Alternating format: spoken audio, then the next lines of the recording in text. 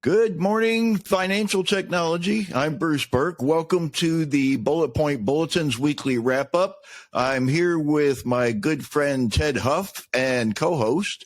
He's also the founder of Fintech Confidential. This is the weekly wrap up for February 12th, 2023. And now that Ted has had a sip of his coffee, I'm going to send it over there and he can please share with us today what is the topics we're talking about here today, Ted. Bruce, this week has been really crazy on both the regulatory front, but also been so much fun with what's going on in the NFT world. But I'm going to start off with the regulatory side of the house. So the SEC has targeted Kraken's staking platform and has caused concern across the entire crypto industry. And then with the Blockchain Association calling on Congress to intervene to really dial it back a little bit. It seems like they're being a bit of a bully right now. And then Coinbase's CEO is starting to hear potential rumors that the SEC is going to ban all crypto staking for retail customers. Meanwhile, as I mentioned, in the NFT world, Yuga Labs has created Dookey Dash and the NFT Sewer Pass for a great game that we'll dive into later. And then Def Jam and WAGMI Beach have created an NFT band called The Sharks from Solana's Catalina whale mixer. Man, this is going to be a great episode. We're going to start off with some very serious stuff, but at the end, folks, stick around. We're going to get into the really, really fun stuff that's going on in Web3. Bruce, we're gonna talk about the regulators and that god awful Gary Gensler from the SEC that's torturing these poor crypto people that are trying to make up money and make money off of it. These poor people, they just won't stop messing with them. No. This whole thing really goes back to again. I said this a couple of weeks ago. It doesn't seem like the enforcement is coming in the form of prosecution, right? And mostly in fines, right? They're not sending, they're not sending the people off to jail. They're not, arresting them. It's a white collar crime, so that it's a fine thing and it's a way to generate income. But the SEC is not, they're not actually like a group that's meant to legislate or write policy for. It's a commission that's a governing group to enforce the laws, right? So, well, it's kind of hard to enforce rules looking for that don't the SEC exist, to back off. That's they're asking for that, and I just don't see that Congress could tell the SEC to back off, right? Well, I disagree with you on that. Here's why. We don't have rules for crypto. We don't have rules for anything that is really Web3 related. And so what we're doing is we're seeing the SEC imposing legacy, outdated enforcement on systems. Heck, we still can. Wiretapping is like the number one criminal offense that happens in anything that's in a criminal enterprise, and that's just because it kind of fits there, right? Racketeering is another one that falls into it, right? So they haven't really updated anything since freaking Al Capone at this point, right?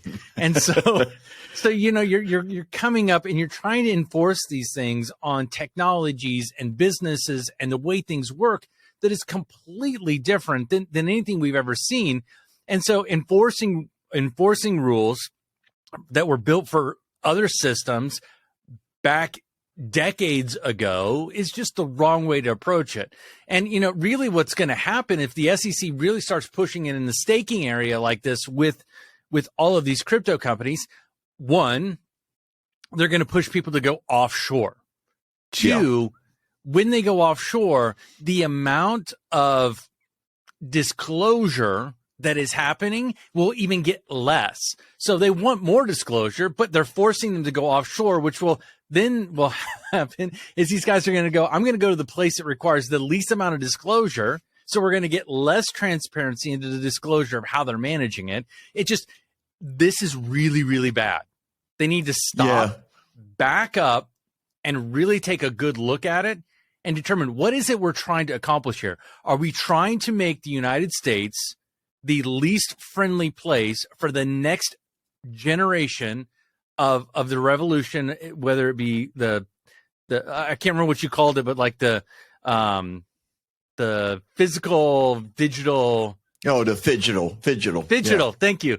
The phygital, revolution. Do they want to be leaders, or do they want to be followers, or do they want to be completely wiped off the map? And I think some governors in the country are really starting to understand this. And I'm going off on a tangent, but I mean, I'm going to go and the governor of California basically stood up earlier this week and said, hey, we're the state where PayPal started. We're the state where, they start to list out like all of the new technology advancements. And they're like, wait, we're not in this Web3 world, really. We got a little bit in LA, but overarchingly, we really don't play in this space. Yeah. And he says, you know what? Starting now, we're going to make this the place for this new Web3. So I guess where I'm really going on this is just the more they try and protect people by enforcing rules that haven't been created for this type of business and this technology, the more crazy they're going to make it, the worse they're actually going to make it. And that's just my personal opinion. I don't want to say targeting, but they're hitting some really high profile companies, right? And it seems those are just the ones we hear about, right? So because last week we talked about it, they've had over 200 enforcements over the last year. Yeah. So we're only hearing about the really big guys because they're the ones that are standing up going, whoa, I think you're overstepping your bounds here. This was a 30 mil fine. Right. So if you see a $3,000 or $30,000 fine, this is not pay a traffic ticket kind of a slowdown, right? This is a major hurdle. I mean, that's probably a quarter's income. I don't know what their financial standings are, but I'm sure it's going to hurt, right? And, of course. I mean, it's a public company and then too. Immediately they stopped. They immediately had to stop staking, right? And what they're saying is that. When they're staking, it becomes like a security, and it's like they're doing sales then of securities. It doesn't become a security at that point. Similar in nature. It doesn't become a security. I mean, that's their way of trying to fit it into the box that they've already created, right? It doesn't become a security. I mean, if anything, it's a loan product. Really, if you want to do it, it's a loan product. That's really what it is. And they said that even being a lender, or making that company a lender, that's a securities. If they're not registered, when you're a lender, you're registered as a security, and they're not registered as a security. So I think the thing is here is like Al Capone. Just pay the taxes. Just put it on your income tax statement. Yeah, I stole all this money, and here's the taxes on it, right? I stole all this money. That's what they're looking for. Just, hey, just do it the way we tell you to. Just go ahead and register as security. Maybe they're not able to get registered. Have they been turned down? I didn't dig that deep into the history of this. I'm sure there's been back and forth before they hit them over the head with $30 million. So, I will go back to the same thing. They haven't defined what it is. Yeah. They haven't defined what it is. So they're trying to use old rules and say, now it's a security. Okay. All right. That's cool.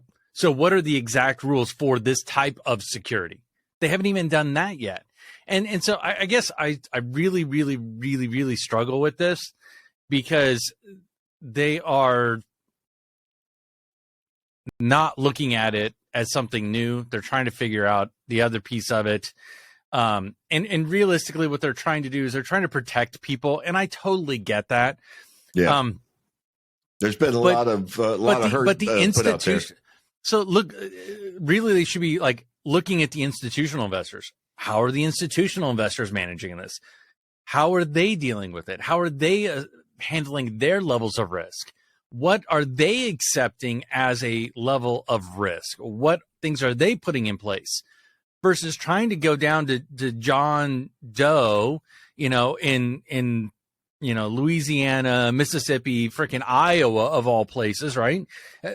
Those guys, we let them do stuff on retail trading. I mean, heck, look at what happened last year with the stocks around GameStop. I mean, come on now. I think I think they're going overboard, and realistically, the stonks, yeah. But I think they're really going overboard. What I've seen a lot of is, I'm a trend guy, and I'm looking for a thread amongst 1,000 stories, and one of the threads that I saw, I've been seeing is the banks complaining that they can't do this financial innovation like these fintechs because of all the regulations and compliance and blah, blah, blah, blah, blah, blah, that but there's the bank nothing has. Stopping them from funding a company.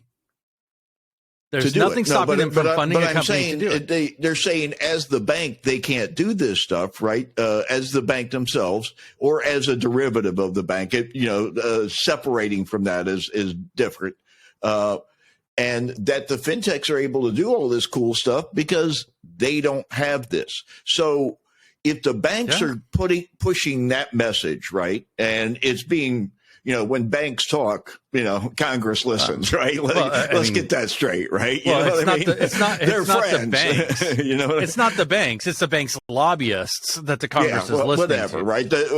When the checks talk, people listen. Exactly. And or maybe they're using cryptocurrency for that methodology. But anyway, when that's something I've been hearing over and over and over again through many different articles. It's kind of like an echo in the hall, right? Kind of a thing, right? And when that kind of a thing is like out there as a generally accepted sentiment, right? Then there's going to be more regulation.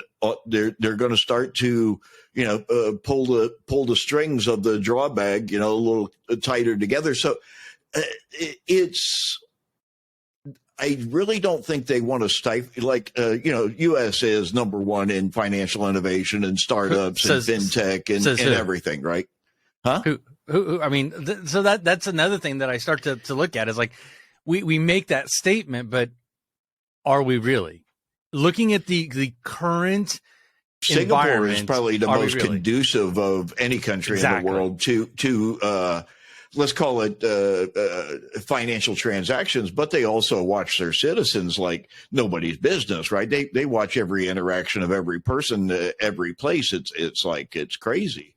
So, it's easy, but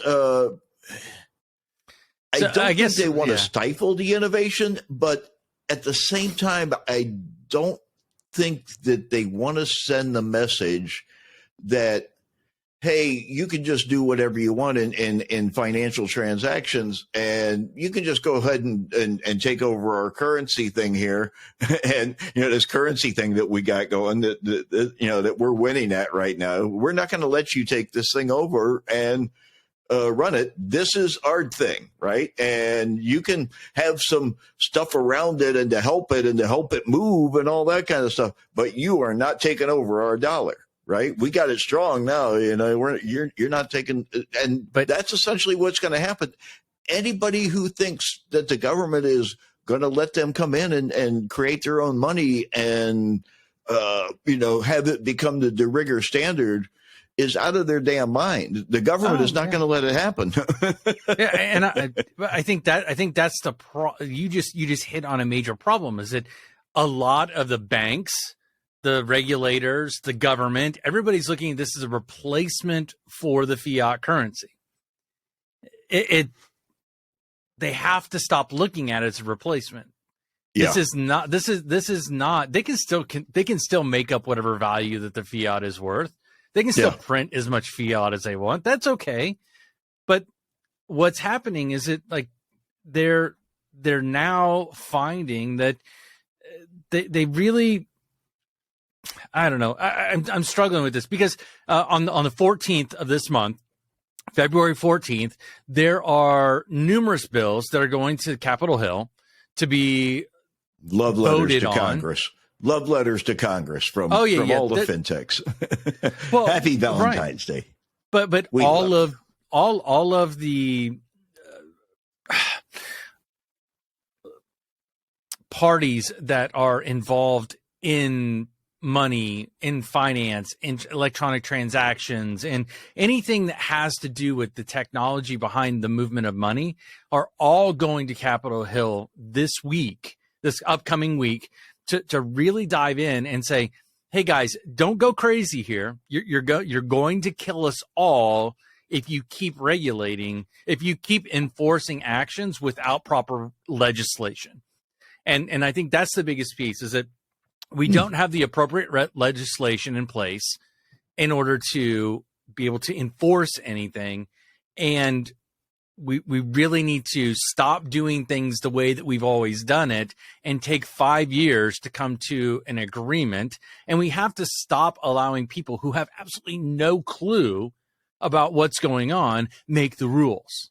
So what has to happen? That's in looking at some of these congressional hearings, for some of the big tech companies in the past, right? And some of the questions that, would come up from the senators and the congressmen, the questions that you'd ask these tech people were, I don't even want to call them entry level, right? I mean, they were ignorant questions. It's like my granddaughter has an iPad, and boy, she sure has fun with it. Right. Well, and I think that's a major problem. That's a major problem, because you're having generation. There's a generational gap, but the thing is that it isn't always about the generational gap. I just said it, but here's the deal. It's not about generational. No, it has nothing to do with that. There's young people that are Luddites as well as old. Exactly. It doesn't matter.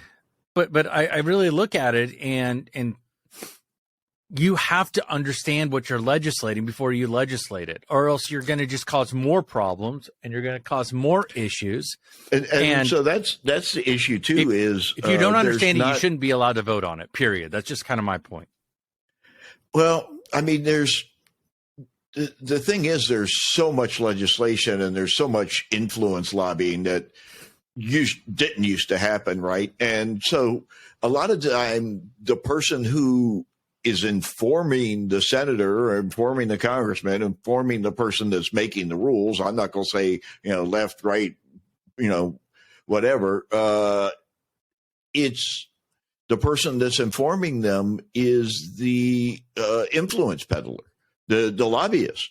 That's where they're getting the information from. They're not getting it from, they don't see it in the news. They're not going to deep dive to, go find out about Dookey Dash or anything like that, to try and understand it. But they are going to listen, when somebody like Sam Bankman-Fried comes up and hangs out in the halls and takes them out to dinner and takes them here and takes them there and, buys and wines and dines, that's, that's all part of the thing. And the lobbyists, are probably offering more information and providing more information to those people than the actual companies themselves. If it's a lobby for anti the company, whatever that company may be, like anti-crypto in this case, right? Well, in this case also, I mean, we're looking at a blockchain association that we talked about has asked the SEC to just kind of, hey, chill out until there's actual legislation in place. And it's not like the Blockchain Association, some like random company, right?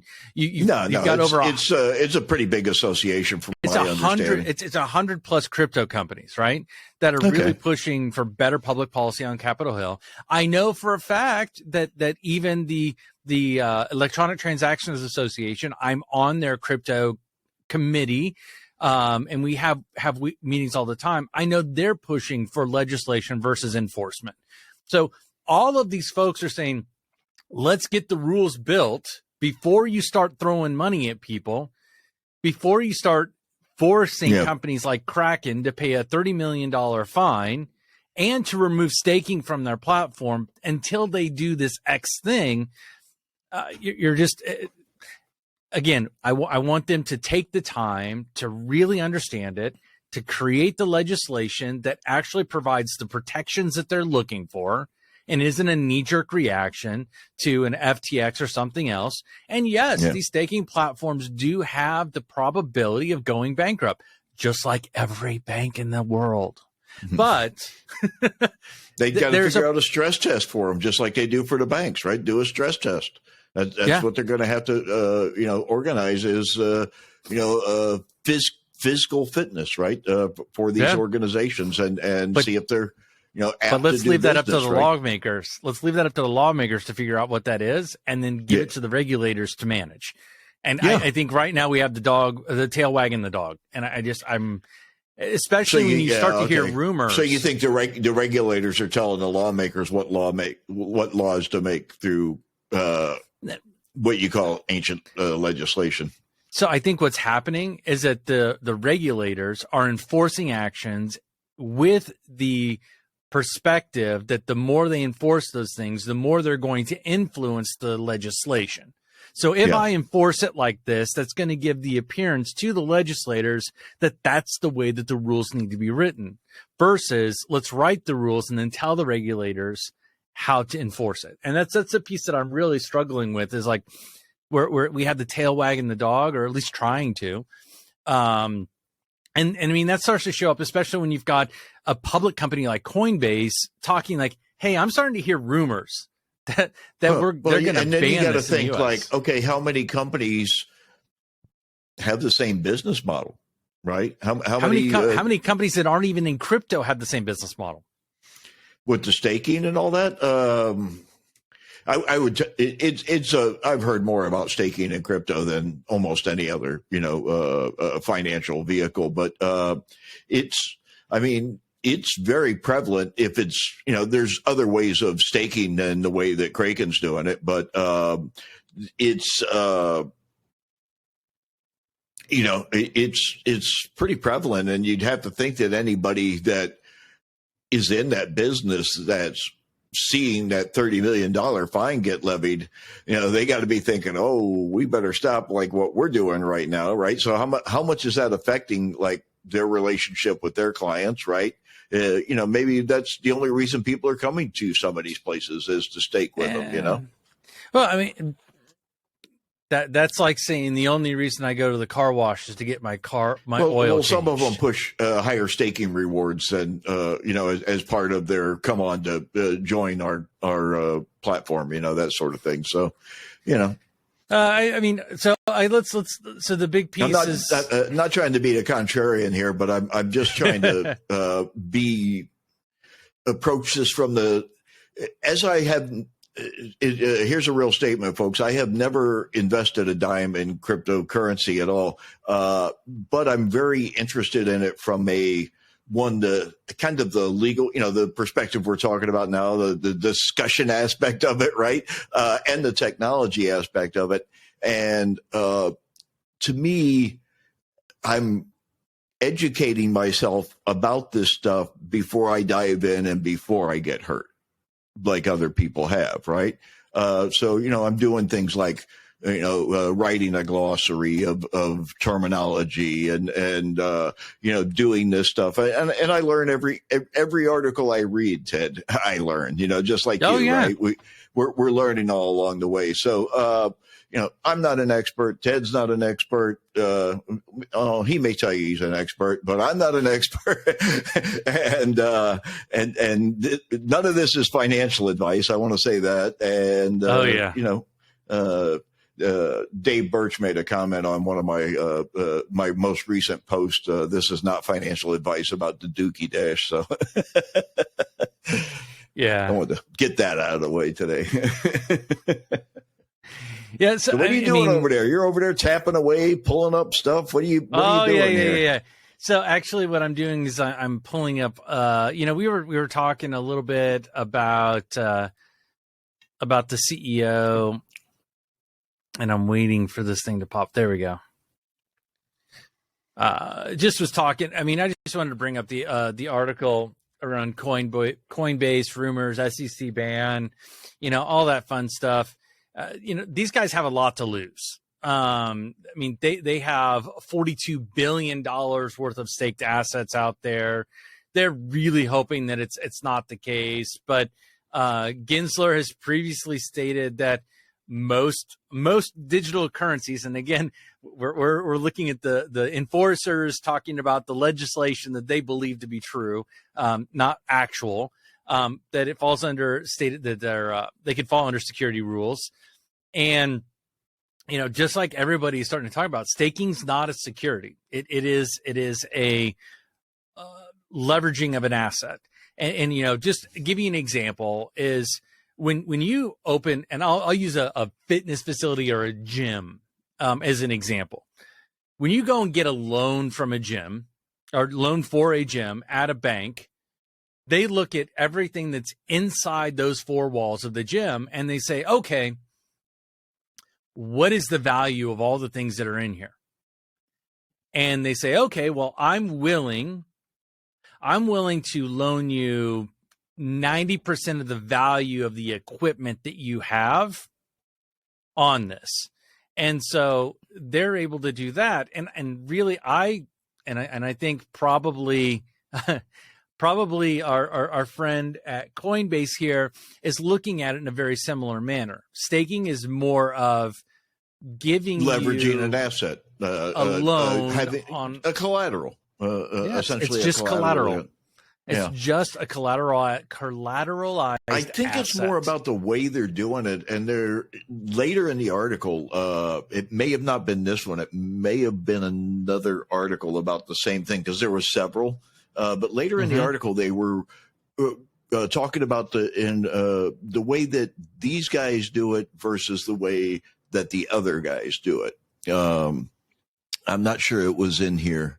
Well, I mean, right here is like it always gets misconstrued. And this is kind of where I was going, like lending or other things, right? It always gets that way. But fundamentally, it's a way to provide security for these networks that are doing proof of stake, right? Yeah. So if you're able to show proof of stake, then you're able to continue to grow the network.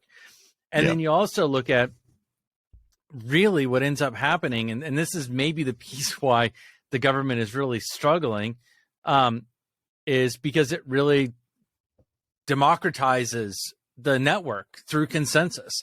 And I was having a conversation with a couple folks from actually a person from Microsoft earlier this week and really talking about how Web3 and the decentralization of a lot of these things really takes the power out of the hands of a selected few and truly transfers it over to the everyday man.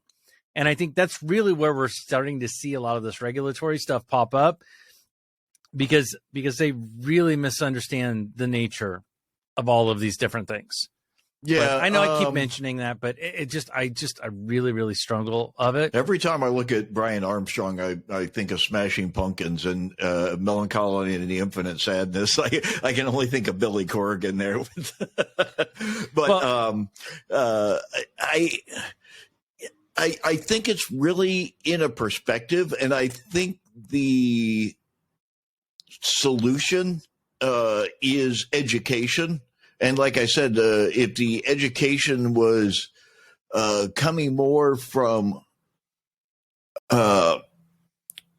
maybe make the people that are trying to get the things done, right? The people that are trying to peddle the influence, maybe,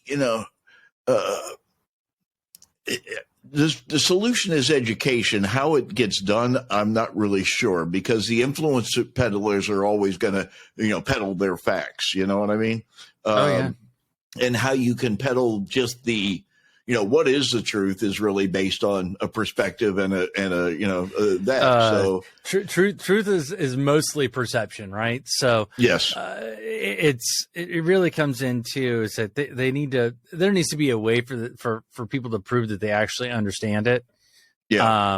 And not just lip service. That's what needs to happen. How can we have people say, hey, I really got this, right? Mm-hmm. And so therefore I should be on a committee that, enacts legislation, and then another committee that, enforces such legislation, because they have an understanding of it also, right? They have specialty forces in the police force, right? One's for drugs, one's for alcohol, to buy, narcotics, whatever, right? Well, Murders, they also have that in all of our government. I mean, even the SEC has very specialized folks. You also have, in legislation, they create work groups or other things to really task forces, as they call them a lot of times, to really dive in deep. And I feel really like need a deep dive on this stuff. Yeah. And everybody from the president, the G20, right? When they had the G's, think about this, right? All the at the G20, there was a whole big thing on crypto, right? And that crypto needed to be more legislated, right? And then all the major countries in the world that are in the G20 and otherwise are all working on central bank digital currencies. Any large country in the world, that's not accepted Bitcoin as their standard of currency is working on it. And it's going to happen, right? Central bank digital currency is going to happen. And I think they're trying to legislate and restrain crypto more so their central bank digital currency can have the opportunity to take off. Yeah, they just need to figure out how to move faster. But I'm going to move on to the more fun thing. We're moving on to the next one. So moving on to the fun one, man. You dove deep into Dookey Dash game. Man, I'm going to let you start this one off, and I'll just kind of fill in the blanks because you, man, have dove so deep into this article, really understanding how all this works. Dove deep into the sewer, I did. That you did. So if you already had a Bored Ape, and in any one of the 4 tiers from Bored Ape down to Mutant Ape, you had the opportunity to mint another NFT called a Sewer Pass, and that Sewer Pass allowed you to go in the sewer and play the Dookey Dash game to rack up points, and then the higher scores are able to go and get some cooler traits and more apes and more mutant apes, and there's a whole nother level. So I think there's 6 more levels after this level. The next one is you're not going down the sewer, you're going to lick the toad. So I guess you're out chasing toads and trying to find the right toad to lick. It'll be kind of like a Pokemon Go kind of an idea, right? I don't know if it will be like Niantic's thing where you're running around out in the city trying to find toads, but I think it'll be more of a metaverse toad kind of a thing. But they announced the thing, and the people started minting the next week. In a couple of hours, they had sold $6 million worth. And then in the game, when people were playing over the course of the game, and I think it was a couple of weeks or whatever, there was another $2 million worth of ApeCoin used to power up the player, to add more, power to the player so they could make it through to the end of the sewer or whatever, That's a lot of money, man, from an existing customer. That's what it is. They were already leveraging existing customers that they had that had bought apes and wanted to do it. Yeah. So What happened? It says it's of a higher quality. Oh, wow. So actually, I'm trying to share the Dookey Dash. Give me just a second here. I think what I may have done is I want to open that. Let me copy that link. I tried to do full screen, and I think our software here is not happy with the full screen video. So I will just do a little bit of, because I want everybody to kind of get a little bit of a feel It's very much a cartoon. It's a very simple game. It's a speed run type of a game, right? That's so popular now with some of the new games, right? You're essentially trying to get to the end and get the highest score and avoid, whatever objects are trying to kill you and trying to pick up the objects that aren't going to kill you, It's not necessarily level oriented like killing bosses, that sort of thing. It's a simple game. It was simple and straightforward, but apparently there's more levels to it. Here it comes. Interesting stuff, right? And so it's Dookey Dash, right?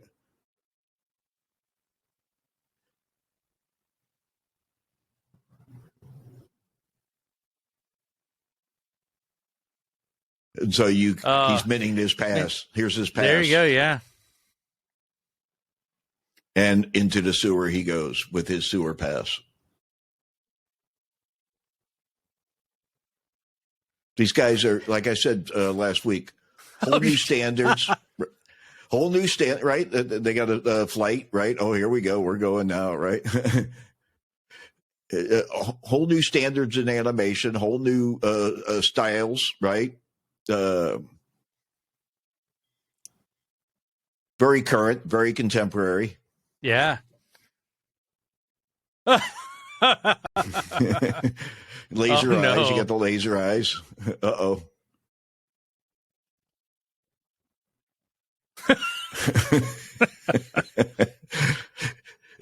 Tell me this isn't great stuff, right? Oh, man, this is awesome.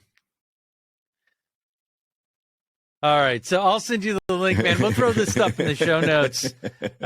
Yeah. Uh-oh. So there we go. We'll stop it right there where the eyes are popping out, man. But we'll watch till the end for the rest, folks. Yeah, really. We'll throw this in at the end. In the description below. Down. Smash. Yeah, all that fun stuff. But, man, this has been really cool. I mean, they've spent about 425,000 ape coin, about $2.2 million. When the article that I pulled this from what was it? Where did we pull that? That was on Decrypt, I think it was. Decrypt, yeah.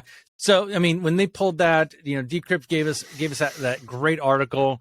They're 6 million in secondary sales after its first mint. Man, this is that next level when we start talking about your blockchain games, like all of the stuff we talked about it last week. We really talked about last week where the community that's forming behind this, right? Oh, it's huge. It's a fan base that's really predicated on you funding the game, right? And buying in and a lot more than like buying a Nintendo game console and buying a cartridge that goes into it, right? But very similar in gameplay and very similar in, high scores and, leaderboards and all that same stuff, right? So it's something that's widely known already. Yeah. But they're adding that. They're taking the new art, right? Contemporary art. They're adding in like the money, right? And you insert wallet before play, right? Right. Don't insert the cartridge. Insert your wallet and let's play, right? And you buy your character. And it's interesting that a lot of people apparently that hadn't necessarily bought an ape went to friends that had bought an ape, yes, and said, hey, I want to play the game. Can you buy an NFT sewer pass? Can you go mint one for me, right? And give me access and that kind of stuff. There was a whole secondary sales market around that. Apparently, they were going for a higher rate and all kinds of crazy stuff, right? It's a limited opportunity. It's a limited edition, limited opportunity.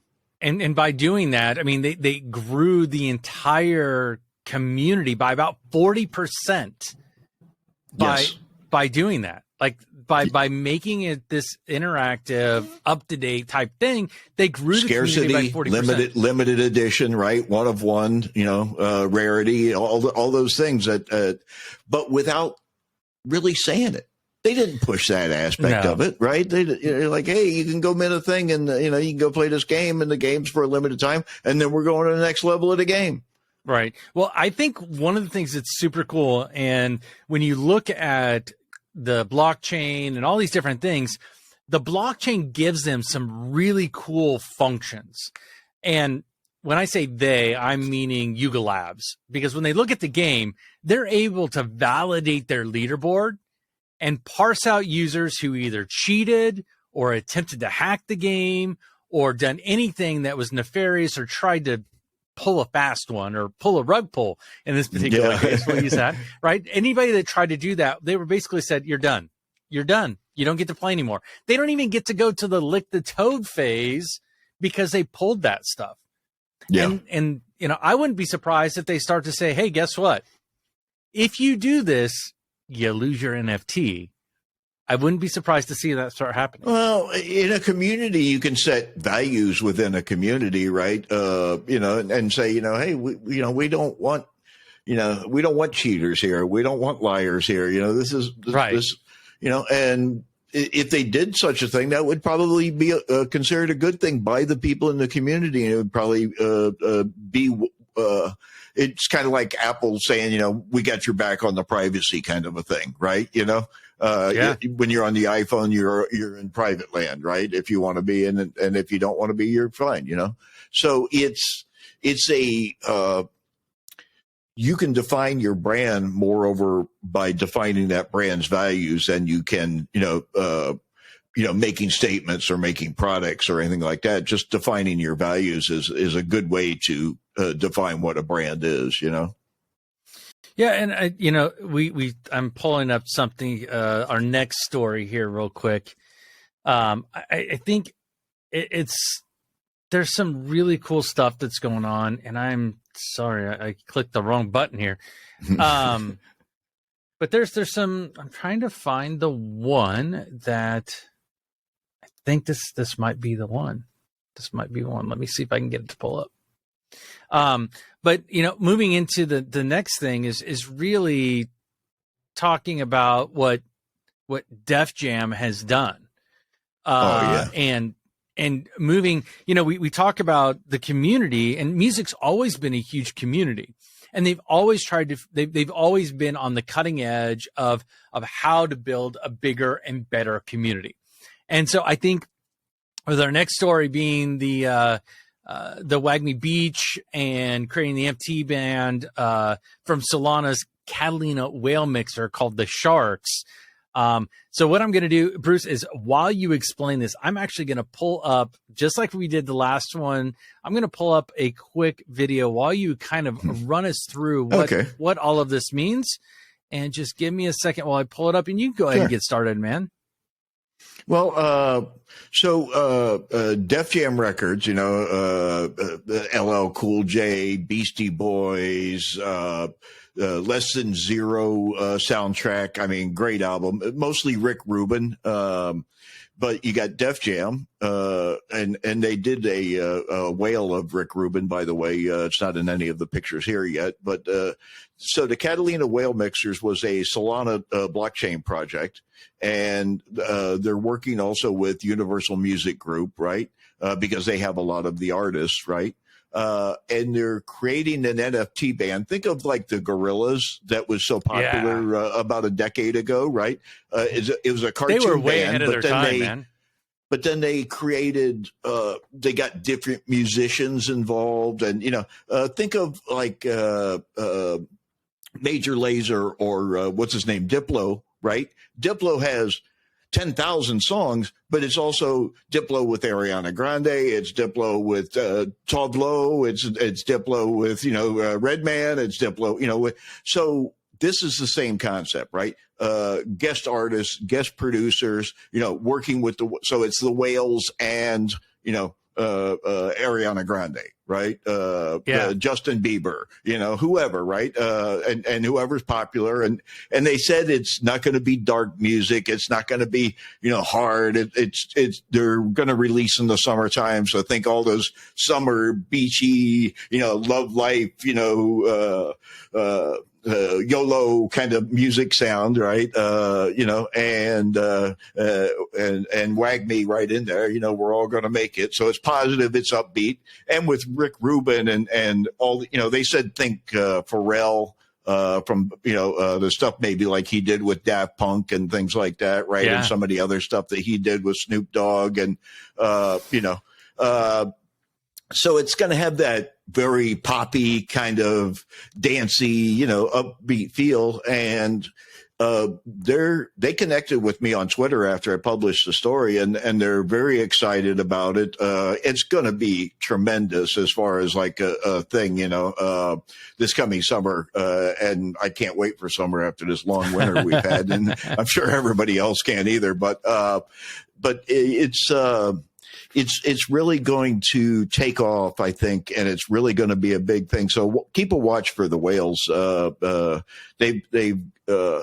They got some creative geniuses in it that have been A&R reps with records for a long time, and now they're bringing in Def Jam, they're bringing in Rick Rubin, they're bringing in all Universal Music Group that has all these artists. It's going to be a big thing. Yeah, I mean, this is one of the things that this isn't the first one, but this is the first really big one that is creating a new community. Because, honestly, Kingship is a virtual band that was made up by Bored Ape, and they had avatars, and they plan on releasing music across Web3 later this year under UMG, or Universal Music Group. And so you're going to see a lot of this happening, and it's not just going to be online. They're going to use the traditional channels. They're going to be doing like different sorts of festivals, music festivals. They're going to be doing it digitally as well as physically, real world concerts. Dude, I can't wait to see that, because I really liked watching.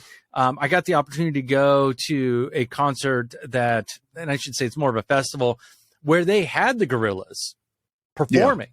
Yeah. And it was just a big ass screen with them on there. But dude, it was so cool to kind of get that feel. And you can have people in costume, and I'm sure a lot of the crowd is in costume, right? And you can have people in the audience, or you can even have, these things that people wear now that make them look like T-Rexes and stuff that, in all the TikTok videos, the blow-ups, right? Yeah. They could do that kind of stuff big time for this, and nowadays, I mean, Pink Floyd did it with the Animals tour back in the day, and they had all kinds of stuff, floating around on the stage, and very intense stuff. David Bowie did it. So we talk about how things move really, really fast in Web3. One of the things to keep in mind is like it took over 3 months of negotiating between the music company, the artists, the NFT provider, figuring out what network, what rails it was going to go on, whether it was going to be Solana or something else. Like it took 3 months of them once they determined what they wanted to do. It took 3 months to get everybody to agree. It wasn't one of these. They're sitting on a Saturday and drinking some beers and like, yeah, dude, that sounds cool. Let's do it. And then Monday they launch it. This is a very calculated, very focused, and it is designed to build out like what we're seeing with Web3 is communities around the stuff. So I'm really, one of really the draws that I really didn't get into really deep in the video I did. I'm trying to keep them kind of short and sweet. Is that the people that are minting the NFTs of the whales are going to have again, the limited opportunity, right? The limited opportunity to actually join the band. Yeah. So if you get the right NFT and you have the right experience, you'll actually be able to audition and become, like the Capital One / commercial, it's right? It's that inclusive community, right? It's that whole inclusive community. Include the community in the band itself, right? You're not just a fan. You're not just watching from the stage. You may be on the stage. You may be part of the band, right? And so to me, I mean, there's a lot of NFT things that are like, the digital, like we're talking, they're putting the wristwatches and the NFTs together, the yachts and the NFTs, the property and the NFTs, right? Everything's NFTized. But when you're bringing music you're bringing art, because this is a whole new design schema again. You know, it's similar to the Apes, but it's going to look different. You can see they got their own style already, right? Mm-hmm. And so you got art, music, money. Remember social mobile payments, right? So here's art, music, money, right? To me, that is really those kind of projects, kind of like the MasterCard artist NFT thing, right? Those kind of things are going to be the heart of Web3. The music, totally, art, money mixed together, all three of them. When you can mix all three factions together and get a community behind it at the same time.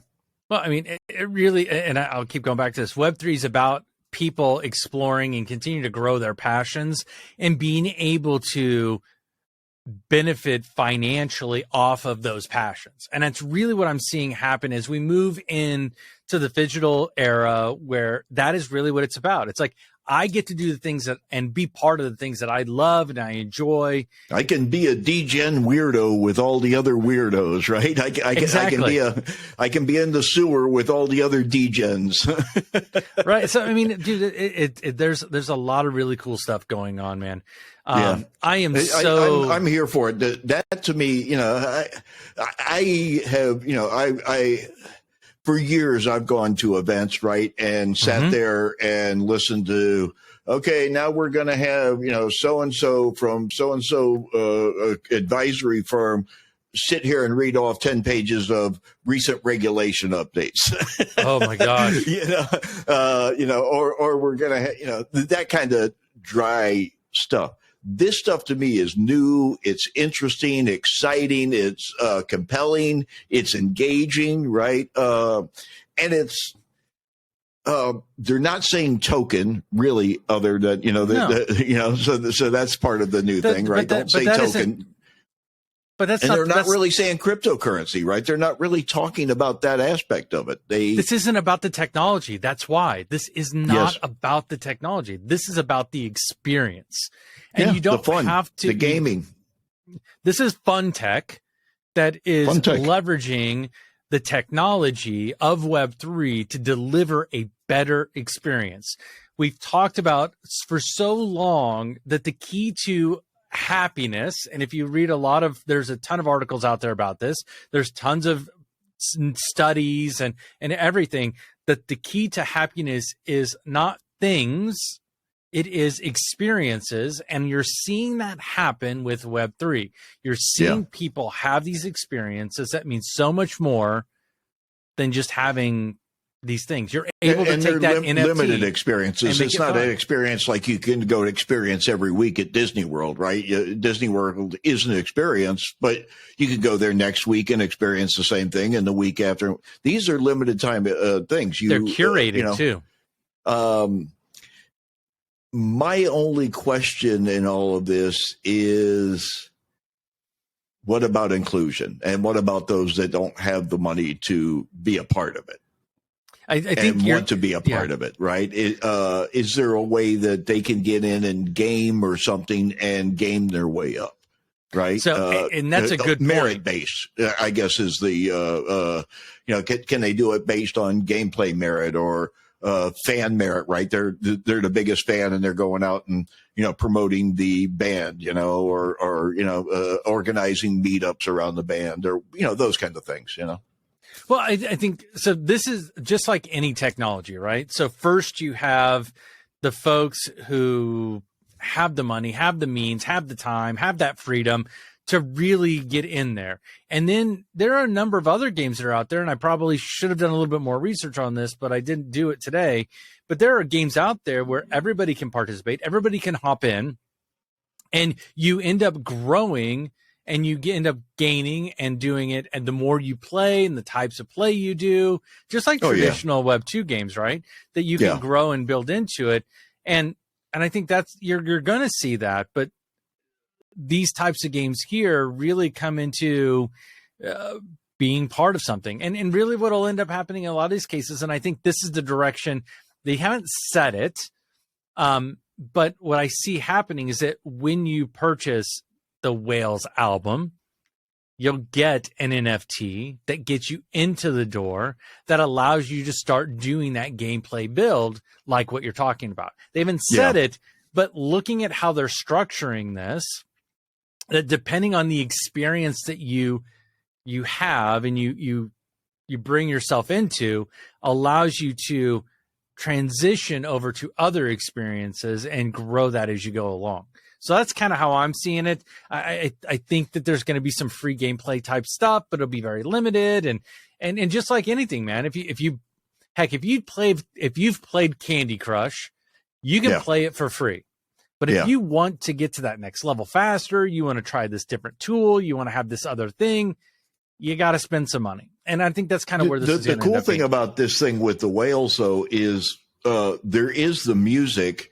And if you really want to look at it from a completely different perspective, the people that are buying the NFTs, that are, becoming a part of the community, are actually the ones that are supporting the artists so they can make the music, but everybody can listen to the music, right? Maybe not everybody can listen to all of the music, but I'm sure there's going to be top 40 hits that are played consistently throughout the summer. Oh, totally.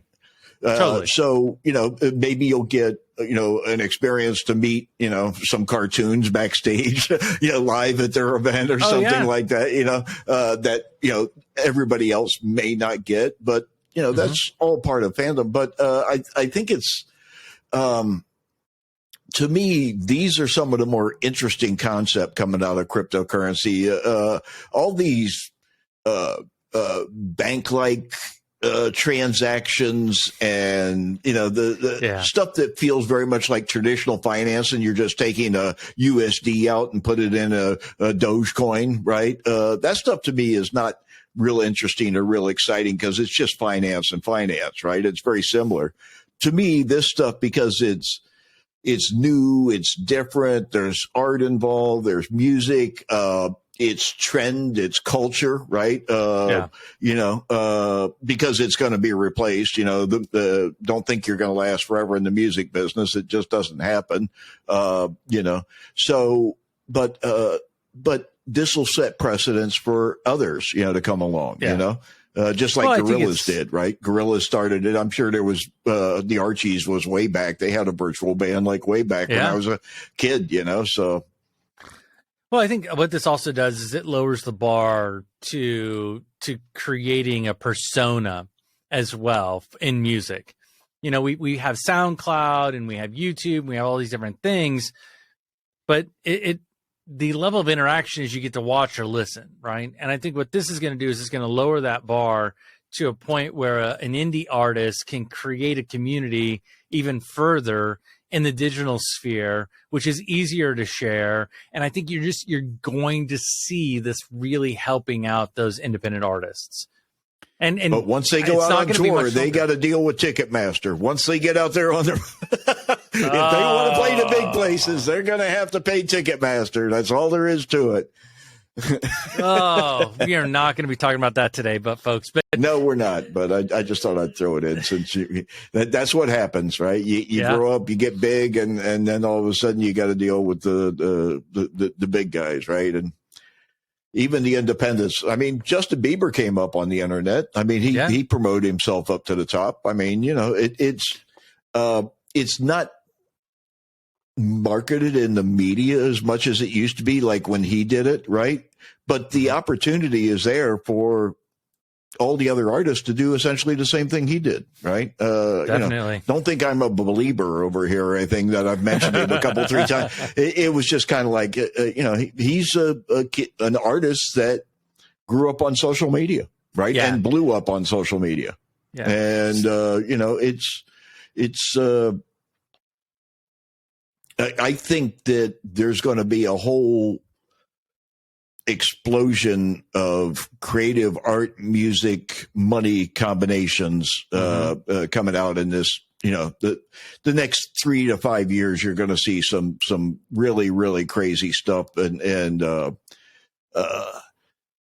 especially as we start getting more into AR and VR and metaverse being available in the home, right? The Sony you had to throw that tag word in there. Yeah, Sony's doing all the AR, and Sony released their VR2 headset, and the reviews are astounding on that, right? And that's still cabled, and apparently half the resolution of what the Apple headset is going to be.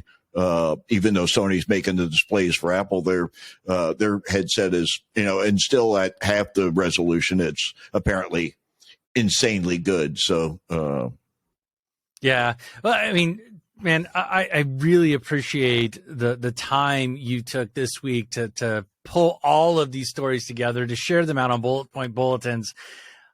I love how diverse these have been. We went from very serious stuff out to the very fun stuff. I can't wait to see what we come across this coming week. But Bruce, why don't you take us out, and I'll put a bow on it at the end, man. Okay. So one of the new things we're doing, Ted and I spent some time this week sitting down and coming up with some materials that I'm gonna start distributing this week.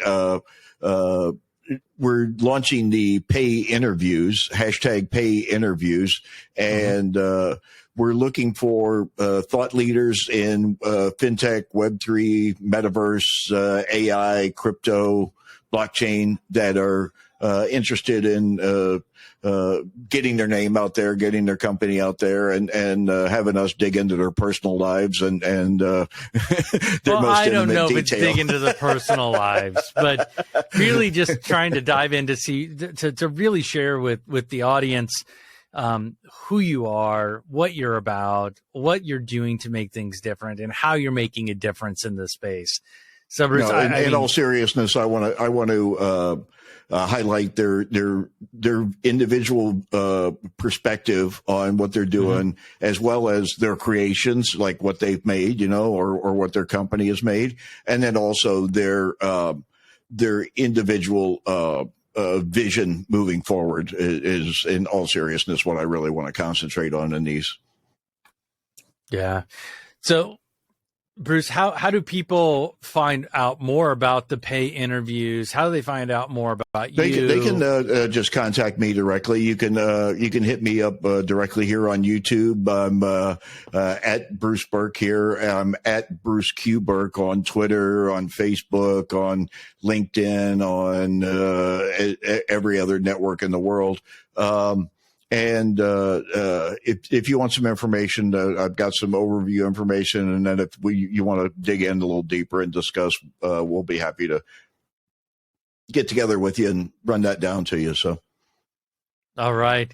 Well, Bruce, thanks for going over that. I look forward to having some of those interviews on, and we'll be cross-posting those across all of our channels so that everybody gets a view of that piece of it. I really am looking forward to this week. Started a week during the week, Monday through Friday, doing daily podcasts about news and articles in Web3 called Web3 with FTC by Fintech Confidential. Of course, I'm hosting it, going through a bunch of different things. It is anywhere from 3 to 7 different news articles of over the last couple of days that really piqued interest and have seemed to be very popular across the web. And we bring those to you every day into your podcast player as you need. We will have links. You can get to it at fintechconfidential.com. There's so many great things going on in that.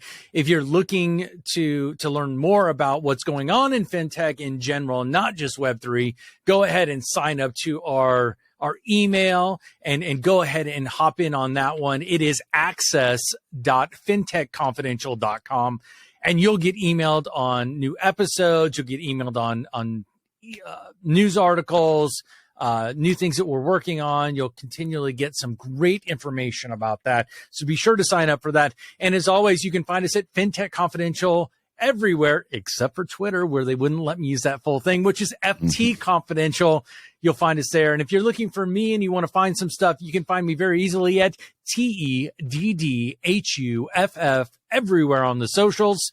And we look forward to hearing from you. If you want to reach out, let us know. We'll make sure that we hit on some of the stories that you find most interesting, intriguing, and important. Bruce, thank you so much for putting this together, man. I really enjoy it every single week. It's one of the big highlights of my week. Yeah, it's we've been doing it for a while now, and I think it's good. Subscribe, like, follow, share. We need more viewers on our weeklies. I'd like to have more viewers, and I'd like to think that we're not just sitting here talking to each other every week. You know what? Hey, man. So at least everybody gets to hear us have these conversations and really, like Bruce said, either smash, like, boop, whatever you want to call it, hit the buttons, follow, subscribe, make sure you get the notifications. We have a lot of content coming out. So just if you're wanting to learn more, wanting to hear more about what's going on in fintech and Web3 in general, just go ahead and follow us. You'll be getting that in real time. And I forgot to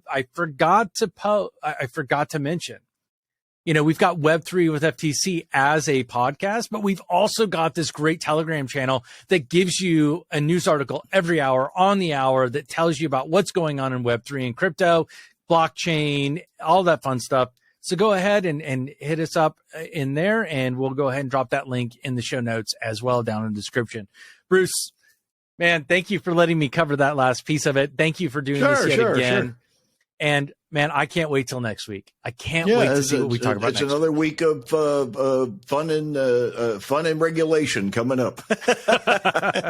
Hopefully we can be a little less serious next week. But thanks again, Bruce. I appreciate it, man. Thank you.